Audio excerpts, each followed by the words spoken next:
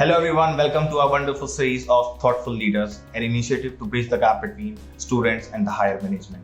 Today we have Mr. Gaurav Bhadoria sir from Maharana Pratap Group of Institutions, who is the Joint Secretary of MPGI, to share his thoughts and visions and to share how is it an apt choice for the students to come into MPGI. So first of all, I would like to ask you, sir, you hold a key position at MPGI and plays a role in decision making, like introducing new courses depending upon the demands of the industry. So what are the key factors that keep you connected with the education sector? Thank you so much, Mustafa, for having me in your program today. So what keeps me connected with the education sector is my passion for education. Fortunately, I was born in a family wherein education was being imparted. I have seen faculty members, teachers, administration all around me since the time I've been born and brought up. So somehow I imbibed it within myself. And I would say over the years, I have developed strong passion for education. The kind of satisfaction you derive out of doing something good for the students cannot be compared with anything else. It is one of the supreme feelings that one can have. At the same time, I believe when we do some good work in the domain of education, we are contributing towards the national growth. We are contributing towards making a happier society and a happier India. So this entire,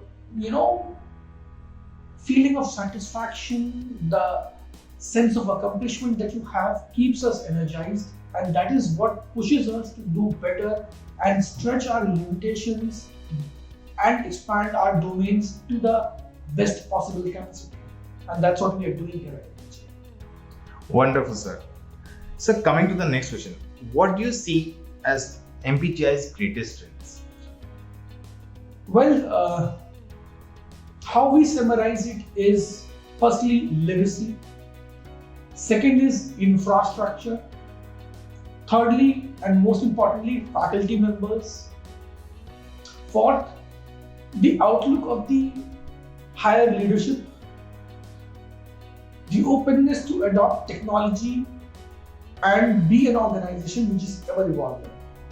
So these in a way summarize our USPs. Talking about legacy, we were the first private participation in higher education here in the town of Kanpur, not just the town of Kanpur but around the vicinity as well. And I feel very proud to notify that a seed that was planted as a small sapling, right, way back in 1995, has grown into a fully grown banyan with new branches taking roots all over. We started as a public school only till class 5. Today the institution has got campuses across Kanpur, Lucknow, Jaipur, Bhopal, Delhi. Currently we have our presence in K-12 schools, secondary education, technical education, healthcare education, medical education. So that way the portfolio of the institution is very wide. So, and being into education for 25 years is something which we feel proud of, and we would want to continue ahead with this legacy. Coming to the next point, which happens to be infrastructure, I believe without the right ecosystem, the right knowledge cannot be imparted. The world is changing, and accordingly we have to change. So today as an institution, we are equipped with best possible infrastructure, digital classrooms, well-equipped labs, seminar halls, project rooms. The idea is to facilitate quality education along with practical learning and industry exposure. Thirdly, faculty. Faculty, I would say, is one of our biggest strengths. The faculty has been handpicked from reputed institutions, from IITs, from IIMs, from NITs, from government dental colleges, from government medical colleges. So we have a rich faculty base, and it is not just rich in terms of qualification, they are quite experienced as well. So the combination of qualification plus experience becomes a very, very useful tool to bring about changes. Apart from that, we are very fortunate to have a high retention ratio of faculty members. So a lot of faculty members in our institutions have been with us for 15 years, 20 years, So I believe retention of the faculty member is again one very positive thing and the biggest enabler of the organization. Fourthly, I talk about the outlook of the management. So as a management, we are very, very young, very much connected with the world. The management is itself well educated. Most of the people in the board are themselves engineers, doctors, management graduates. So people from various experiences come together and run this organization. I am myself a engineering pass out. So I believe our technical education, our connection with technology, our connection with the academicians, and our outlook to constantly evolve, our quest to grow, our quest to improvise and improve, I believe is one very positive thing, and it helps the organization in a big way. Wonderful, sir. And I believe under your guidance and your faculty members, the quality of education, and you're working on the pharmacy and medical hospitals as well. That will definitely improve the quality of health sector as well. So coming to the next question, when you first came to MPGI, what was your vision for the institute, and has it evolved over time, and how far along in implementing that vision are you? Well, that's a great question, Mustafa. I was very young when I joined the sector. I was barely 23. A lot has changed since then.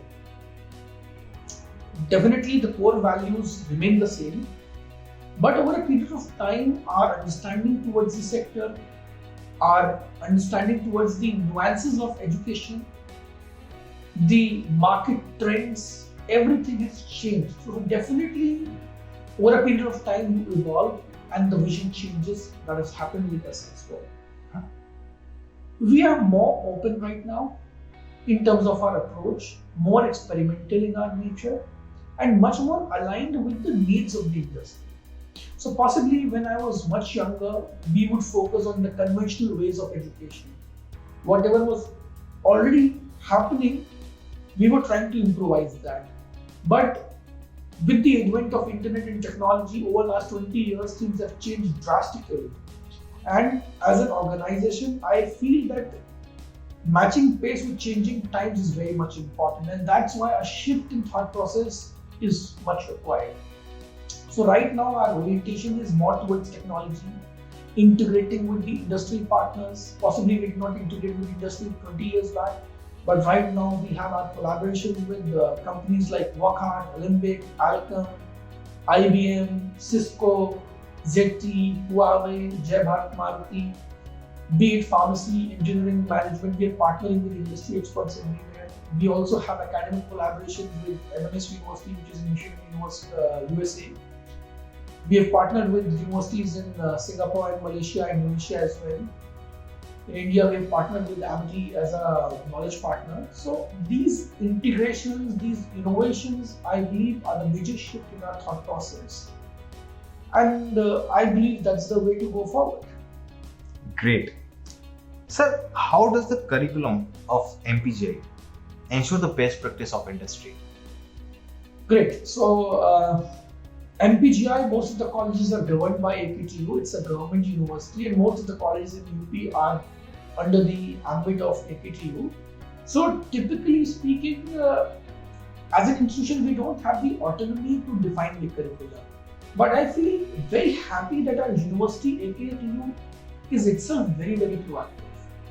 I mean, the policies that they have adopted of late, from introducing key journals to partnering with placement agencies to modifying the curriculum time and again, is quite handy. So of late, the university has come up with new engineering streams, keeping in mind the ecosystem of the market, as in the industry. The new branches are in computer science, specifically artificial intelligence, data science, cyber security, cyber forensics, machine learning, deep learning. So I feel so happy that AKTU is very, very proactive in this domain. Apart from this, like I've already briefed you, that our emphasis is to create industry-ready manpower, to create people who can actually be deployed the very next day of passing out. So what we do as an organization is we club more programs over the base curriculum. So suppose a student comes to study engineering with us, let's say maybe in mechanical engineering. So we teach him about mechanical engineering, plus we give him a certification course on automobile engineering, and for the same we have partnered with an agency like Jabakma. So this added-on module ensures that the student gets hand-on training. They also get exposure to the real world ecosystem. They go onto the shop floor, they work in the industries only during the persuasion of the curriculum itself. So that way we keep improvising the curriculum. Apart from this, I feel that it is our moral duty not just to create technocrats, but the idea is to create people who are humane, who are a good citizen of the nation, a good citizen of the society, and henceforth we have added on programs in art of living, on human values, on yoga. So, these are things which are not a part of the curriculum, but it becomes a USP of our student, because if there is a healthy mind, it is going to blossom. And a healthy mind can be created not just by classroom teaching, you have to provide it beyond the classroom as well. And that's where, this industry integration, this yoga, this, personality development, art of living, and mentoring sessions, they matter the most. That's it.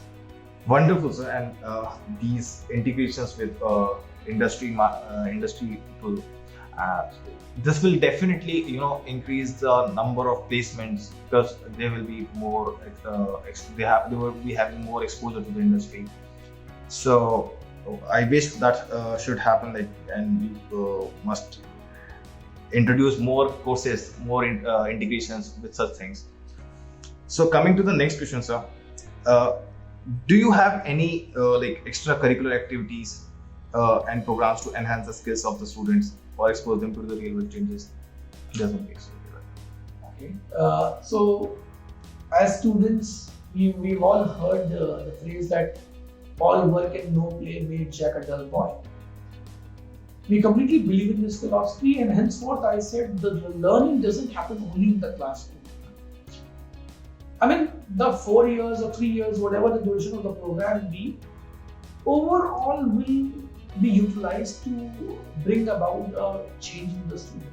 So the change has to be brought in terms of technical skills, in terms of mindset, in terms of behavioral skills, and that is when you create an industry-ready product. How we do it? I've already shared that we have add-on programs where we do induction. So when I say induction, we bring about mental change in the mindset of the student, because unless one has the right thought process, the right goals, one cannot achieve it. Secondly, we bring about physical, upliftment of the student in terms of fitness and everything, because only a healthy body will sustain a healthy mind. So again, programs like yoga, art of living, human values, the cultural programs, the various clubs that we have on the campus, from photography club to the sports club. So all these things clubbed with classroom education, they help us evolve the student in the right way. Great. So any suggestions you would like to give to the current youth and the aspiring students? I believe the youth today is much smarter than what we were when we were students. So I would not want to suggest them much, but definitely there is one problem that youth is facing which we did not face. Today the youth has got a lot of distraction. With technology, everything has shifted onto their mobiles. Possibly we were lucky when we were young because we didn't have much distractions. So all I would advise them is that they should keep themselves away from all the distractions of globalization and technology. Technology is one of the biggest enablers.